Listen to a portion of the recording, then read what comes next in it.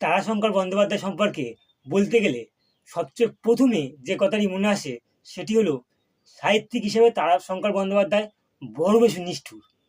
তার সৃষ্ট চরিত্রগুলির ওপর তিনি বড় বেশি নিষ্ঠুরতা দেখিয়েছেন।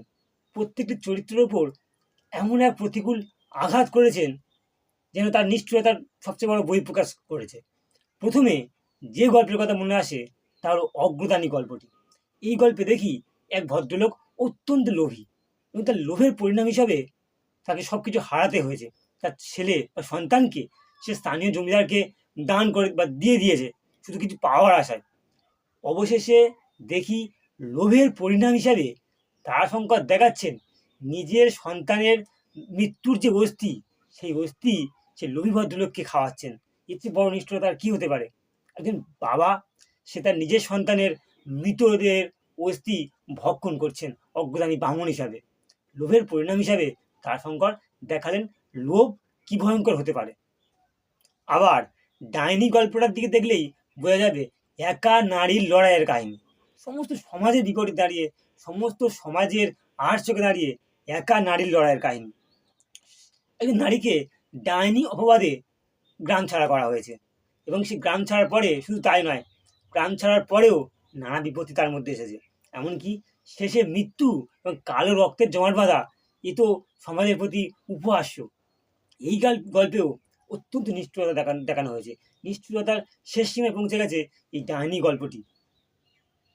নারী ও নাগিনী গল্পে দেখি একটি চরিত্র, তিনি সাপকে নিজের স্ত্রীর পরিপূরক মনে করছে এবং সাপ দ্বারা, সেই সাপ নাগিনী দ্বারা নিজের স্ত্রীর মৃত্যুর খবর পাওয়া গেল। শেষ পর্যন্ত দেখা গেল এখানেও নিষ্ঠুরতা রয়েছে। তারাশঙ্কর বন্দ্যোপাধ্যায় অত্যন্ত সুলেখক এবং তার লেখার মধ্যে তার চরিত্রগুলির উপরে নিষ্ঠুরতার প্রকোপ বারে দেখা গিয়েছে। ৩ বন্দ্যোপাধ্যায়ের মধ্যে উল্লেখযোগ্য বন্দ্যোপাধ্যায় হলেন তারাশঙ্কর বন্দ্যোপাধ্যায়। তারাশঙ্কর বন্দ্যোপাধ্যায় লাল মাটির কাহিনী, বীরভূম জেলার কাহিনী সুদক্ষ হাতে ফুটিয়ে তুলেছেন।